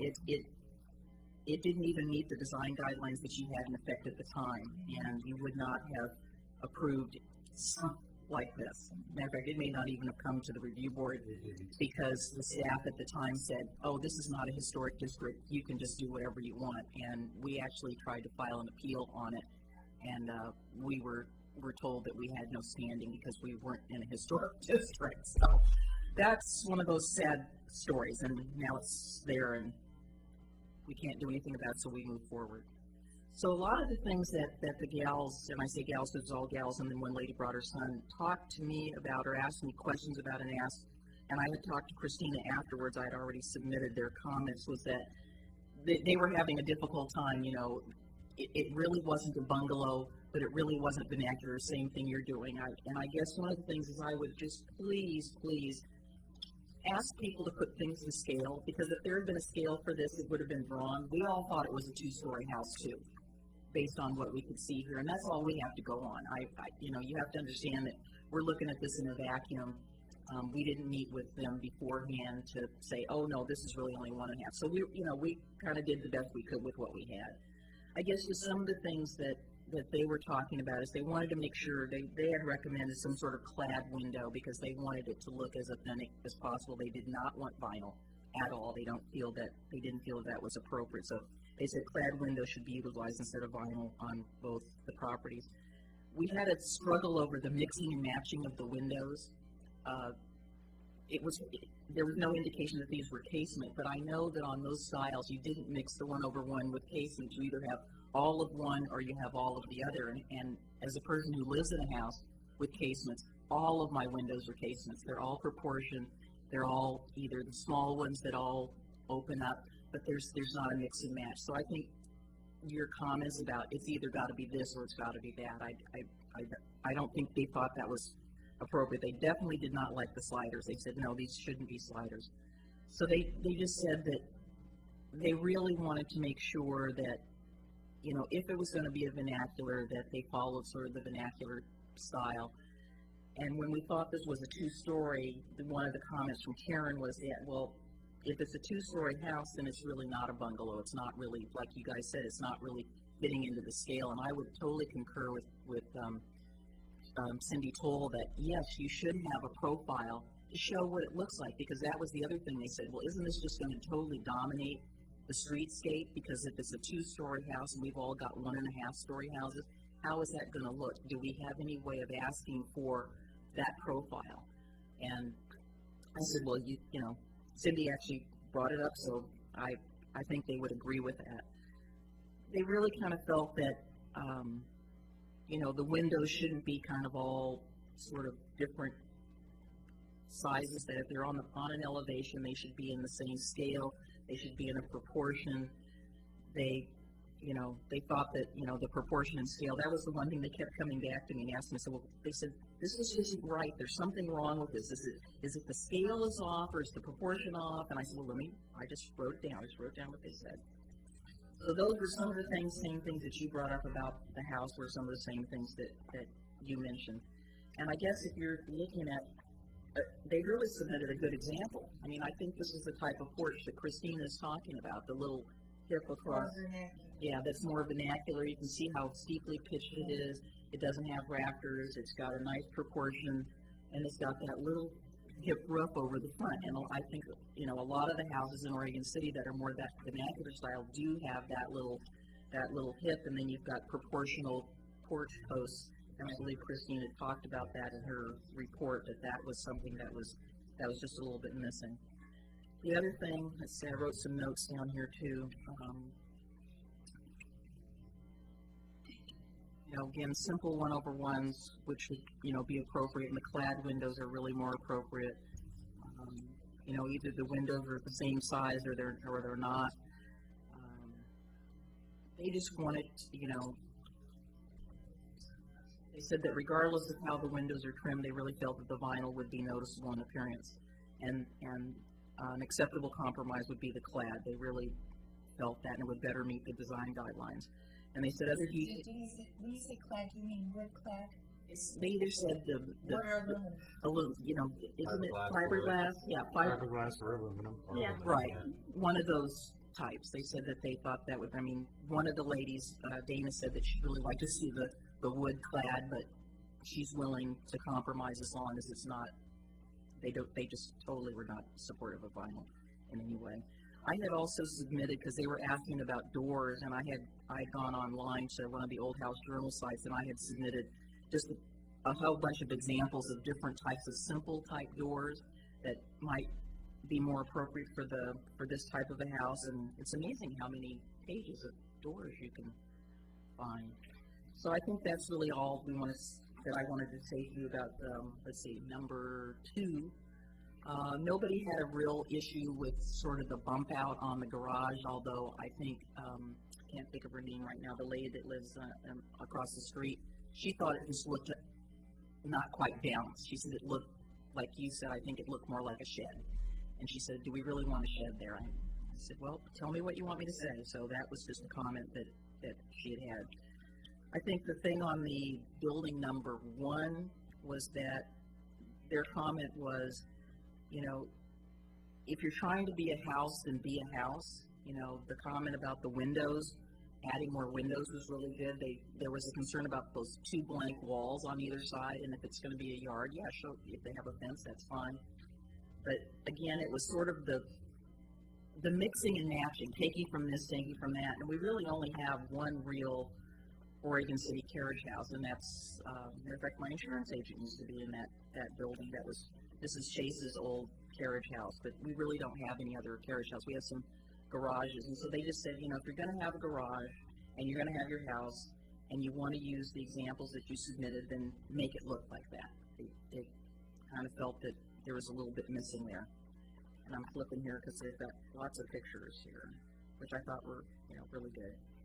But they really, you know, they obviously, many of them have, particularly Louise has lived in that neighborhood, and that garage has been there since before I moved here, and it's nice that it's gone. I thought Mr. Weldon would never sell that lot, but thank goodness he did. And I think it's important, again, that I think we all, as neighbors and residents here, understand that there's an economy issue. But we spend a lot of time on those design guidelines, and if you want to be in Oregon City and you want to be in the historic district, there is a way that we would like a person to put a building in. And I think that we don't have to compromise on that, because we're all going to live here. They're going to live here, and you don't want it to be like that house at 801 where everybody's going, oh, it's that house. You know, you don't want to say anything bad or good about it, but you say, oh, it's that house, as opposed to, look at how nicely that fits in. So I think there's a real need for further understanding by people who come before you to understand this is the Oregon City standard. This is what we want. This is what's been desired by our neighborhood, by our community, by our town. And we want you to come. We want you to build your house here. But please, we have design guidelines. They're so much better than what we used to have. And they do work. And we have some nice examples of things that you've approved that fit in very nicely. So that's just a comment to the applicants to say, you know, we understand that, but you made the decision to build here, and these are the rules you need to go by. So thank you very much. And again, the ladies apologize for not being able to be here, but they had circumstances beyond their control. I have a question.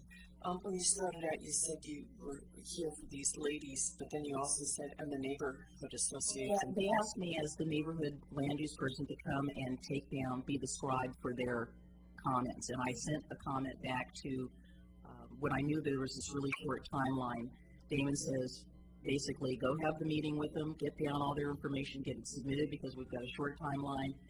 We're going to be able to have a chance, since now this is going to be continued. I didn't know it was going to be continued. So we have a meeting coming up, and I can go over all of this with the neighborhood association because there will be no decision being made here. I guess my question is, have you been authorized to make comments on behalf of the neighborhood association or just on behalf of the neighbors?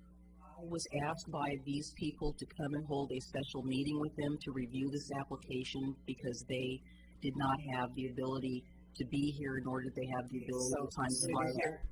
Yes. So What I said was, these comments are based on a review of the application at a special meeting attended by 4 property owners in adjacent project site. That's the preface to these comments. So I'm here representing the neighborhood association and taking down their comments and presenting them to you as their comments. Okay, but I'm still not quite understanding because, and we don't have to get adversarial. I'm just trying to get information. I'm not trying to be adversarial. Okay, well, I beg to differ, but if you misunderstood me, Vicki, I'm very sorry. I'm not trying to cause any difficulty. I'm not either. I'm doing what I was If asked. you just be quiet for just 1 minute, I'll ask my simple question again. Have you been authorized by the neighborhood association to come to talk to us here tonight, or are you just here representing the neighbors surrounding this property? Oh, okay. And so the steering committee voted to have you come. no, they did not vote. This neighborhood chairman asked me to take care of this. He received the notice from the city with all the applications. He knew that there was a request out there. I was asked to go and meet with them and get down their comments and bring it here. So in other words, you are here at Damon's request, but not with a vote of the steering committee or a vote of the M&A. No, the notice was sent to Damon. He sent the notice regarding this short time, turnaround time to the entire steering committee. They all got the copies. And the simple question is, did the whole steering committee authorize you to make comments here, or was it just Damon? They did not make a vote. I was asked by our chair to take care of this and appear. Fine. I understand that the neighbors could not be here, and that's fine. People are busy and people have surgery.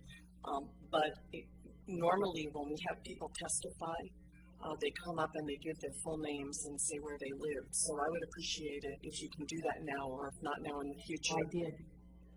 Say where I live. Can I finish my thought? Because you don't know what I'm going to say. Apologize. I know you gave your name, but you're testifying on behalf of 3 or 4 neighbors who have remained unnamed. And in the future, I would appreciate it if we could have the names of the people you're talking on behalf of if they can't be here. I think it's important, especially for the applicants, to know who is making the comments. And I don't know if they know their neighbors. And they will be neighbors if they build their house and they live there. They're going to be living next to each other, hopefully for many years. And I think in the interest of the neighborhood and folks liking each other and getting along and being neighborly, I think that's the proper thing to do. So I'd appreciate it if you could do that in the future. I can tell you the residents that attended were 1011 8th Street, 1003 8th Street, 724 Monroe, and 723 John Adams. Okay, I appreciate that. Normally, we don't give street addresses, so, the names would be, I think, more beneficial. I sent this to them after I wrote their comments up. Okay, thank you. Okay, thank you. Thank you. I'm going to take a 3-minute recess because I need to use the bathroom.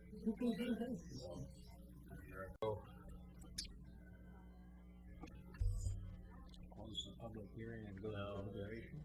Go back to rebuttal. So we're back. We're live. Rebuttal by applicant if you so choose. You guys can come back up and rebut those comments if you want, or not. It's up to you.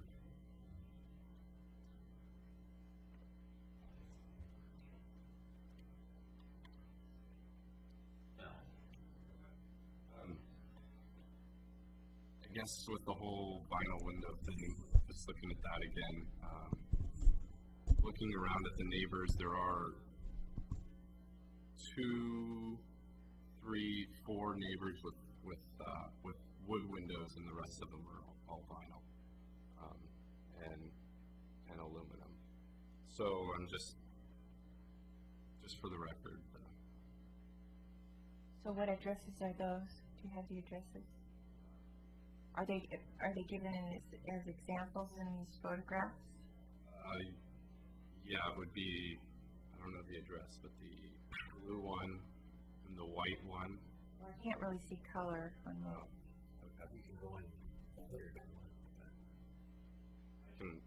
I can get that email or that information more available at a better time. Or does this work? It's the white one, or excuse me, the blue one and the yellow one. Let me hear, I'm looking at the photos. 3/8 Street? Yeah, the blue one is 1003 8th, and the yellow one is 1011 8th. So those are the attachments to the number 1 lot? And then yeah, these are all wood windows. And then the house, the 2 houses on either side of the alleyway. I'm not sure the addresses, but their pictures are both there. One house on the left side of the alleyway is a mix. 1003 8th One Street? on the right is Those are made not... of an aluminum. That's what he said. Oh, so which one did you say was vinyl? The remaining 801 JQ and 723 are 801 was the new construction, and 723 is the non-designated structure. yes. Oh, that's probably why. Okay. I'm sure that the 801 JQ was built before there was a historic review board that said you couldn't have vinyl windows. I'm sorry, the 801, which 801 JQ Adams. The greenhouse. is correct. Yeah. No, I think you mentioned earlier that they did not follow. Yeah. Well, it's just, I don't think you can probably be cost effective with aluminum. Yeah. No, I've actually priced all of them out, and it's 3 times more for wood. But the other And thing then that the we have to aluminum. be careful of is setting precedent. So, like for instance, you're using 801 JQ Adams to set precedent so that you can also use vinyl windows. But so if we were to allow you to use vinyl windows, then we have to have the same discussion with the next person who wants to do an infill home, and then it would be harder and harder and harder to really, have people follow our guidelines. Absolutely. So I mean, I totally get that, it's a cost issue, and maybe you could find it, if you're talking just about those 2 windows on the garage being vinyl, I think there's probably a way to do some kind of aluminum pre-painted, what are those called, pane glass or something, I don't know, to put on the garage. They're aluminum clad windows, but they look old. Right, those actually are the most expensive. If you're looking at the spectrum of the pricing, there's vinyl and all the variations of vinyl. They'd be more expensive than wood. And then there's fiberglass, and then there's aluminum clad wood. So aluminum clad wood is the most expensive of all the options. I wasn't thinking of aluminum clad wood, I was just thinking of that wouldn't be appropriate. Fiberglass windows have got several advantages. Their profile is almost identical to the real wood, and they can be painted. Right, they have that metal, and sometimes they're pre-painted, right? Well, Sometimes they already have a color. Aluminum clad is, Yeah. in some cases, fiberglass. There are 4 or 5 different colors that are standard, and then you can paint them in the future. And like vinyl only work paints with automotive paint, and then it's always got that gloss on it. Also, I would like to take exception to the comment that houses don't have casement windows and 1/1 double hung, because my house was built with casement windows and 1/1. Oh, you say that they don't. No, I'm saying there was a comment I didn't know. I think for vernaculars, and you have a Vernacular. you have vernacular, don't you? Yeah. Well, at least somebody said it was. It's not I common, think but it's yeah. But I mean, it's there's always so many varieties that are.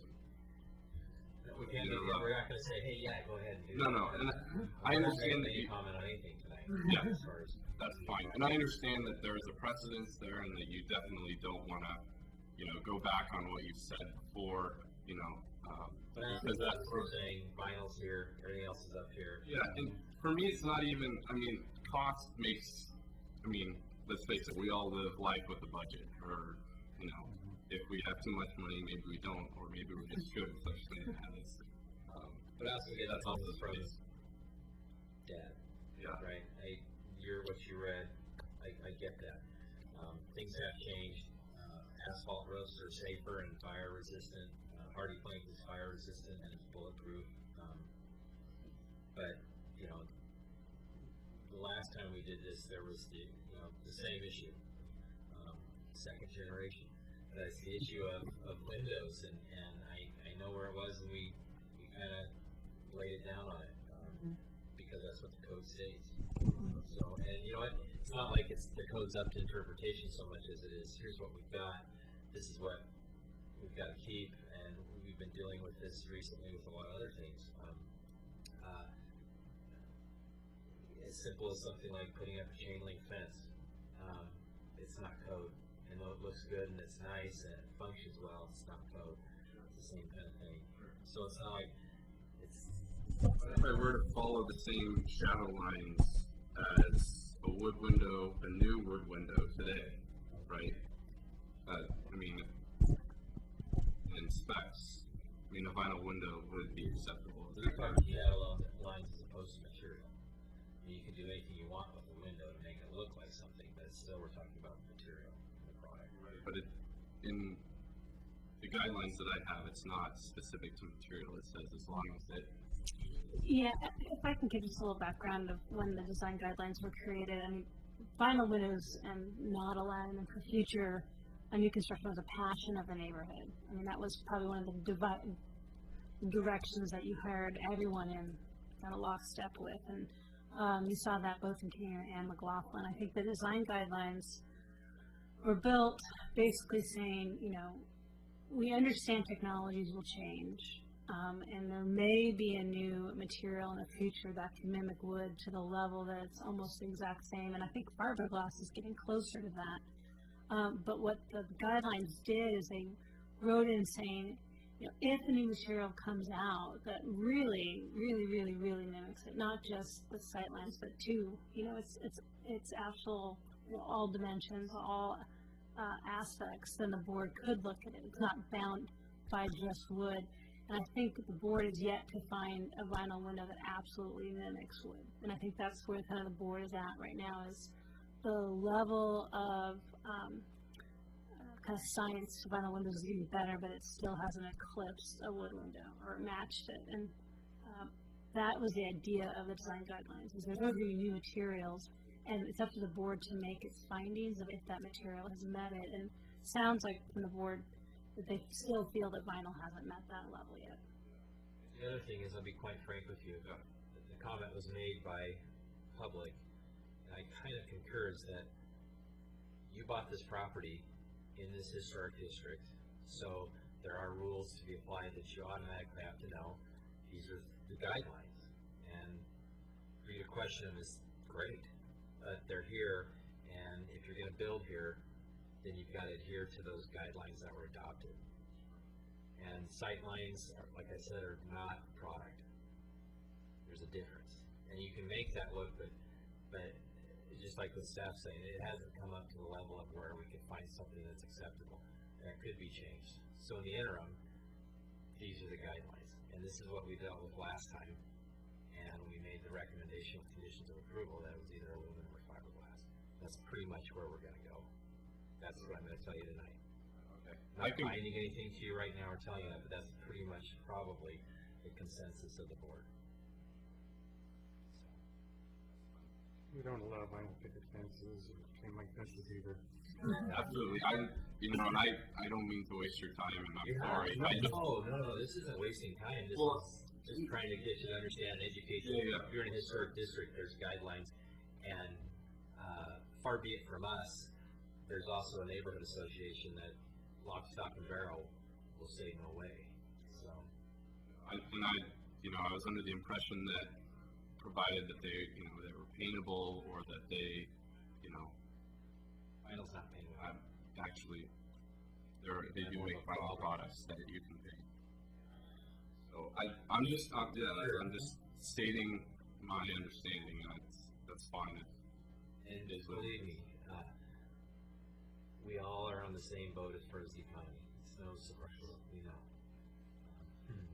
Boy, do we know. So, yeah.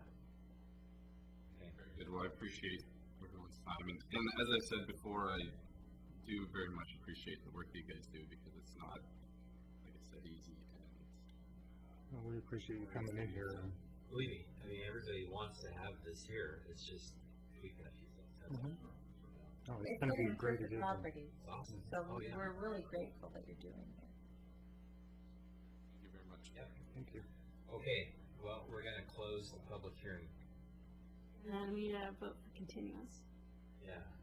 Unless anybody wants to talk about anything before we do that. And the continuance is till July 20th. Yeah, I recommended July only because we have to do the preservation incentive now, and the applicant's tasked to kind of turn in some additional findings.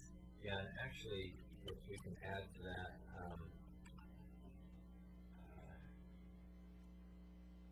comment was made about, the drawings. Drawings are great, but I don't see it. But, yeah. Comparison.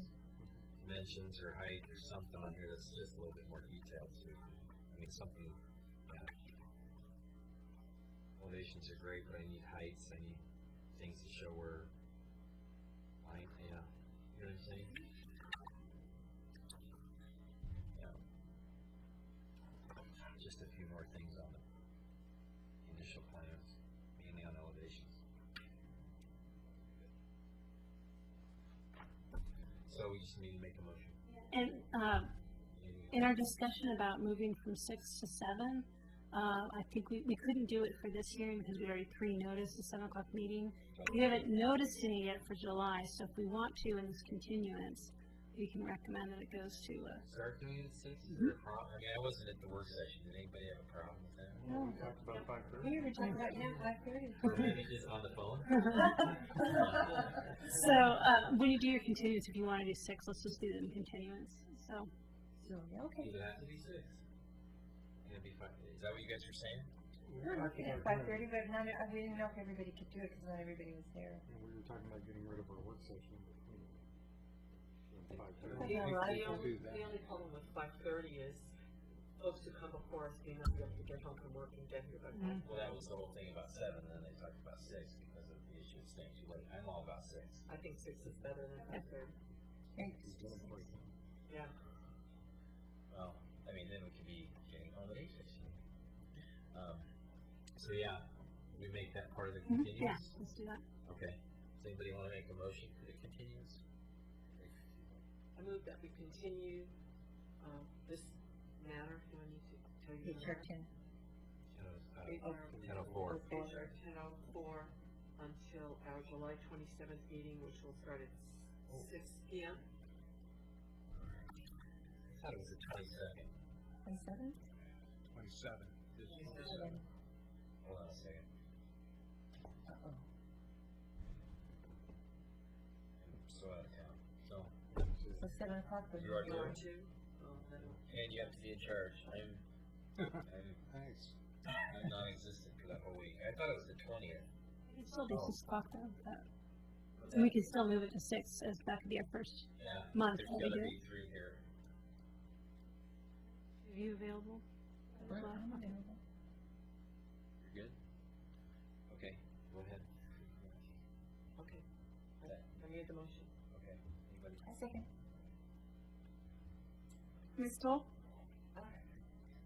Mr. Basinger? Aye. Ms. Yates? Aye. Mr. Eisland? Aye. Chair McLaughlin? Aye. Motion passes 5-0.